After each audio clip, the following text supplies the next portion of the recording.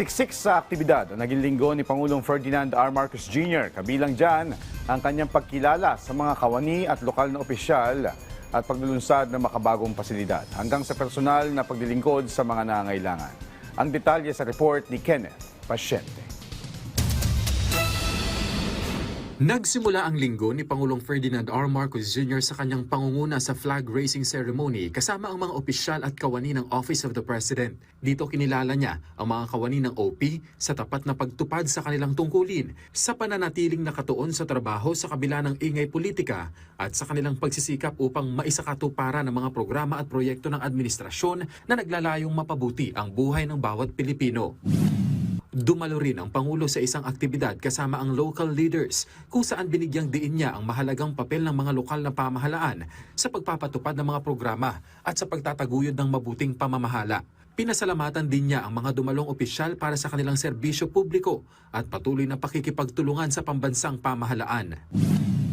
Martes, pinangunahan niya at ni First Lady Liza Araneta Marcos ang paglulunsad ng mga bagong pasilidad ng NAIA Terminal 3 at ang 2025 Presidential Pamaskong Salubong para sa mga OFW. Ipinakita sa programa ang mga in-upgrade na pasilidad, kabilang ang biometric e-gates na nagpapabilis ng immigration process, pati ang mas pinalawak at modernong mga pampublikong espasyo.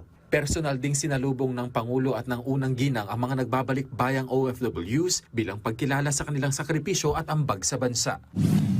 Miyerkules, hinimok naman ng Pangulo ang 50 bagong promote na PNP generals na maging patas sa serbisyo, panatilihin ang pagtataguyod ng batas at laging irespeto ang karapatan ng bawat Pilipino. Ipinunto pa niya na hindi lamang ito pagtaas ng ranggo. Sa halip ay kaakibat nito ang mas mataas na responsibilidad na dapat nilang gampanan sa malinis at tapat na pamamaraan. Inatasan din niya ang mga ito na tiyakin ang kaayusan at kaligtasan ng mga Pilipino ngayong Kapaskuhan. Bilang bahagi ng diwa ng Pasko, personal na nagsilbi ang Pangulo ng mainit na pagkain at namahagi ng mga regalo sa mga walk-in client ng Walang Gutom Kitchen ng Department of Social Welfare and Development sa Nasdage Building sa Pasay City. Bumisita rin ang Pangulo sa bagong bukas na pag-abot processing center na matatagpuan sa ikalawang palapag ng Gusali na nagsisilbing pansamantalang kanlungan at sentro ng tulong para sa mga batang lansangan, individual at pamilyang nasa sitwasyon ng kahirapan.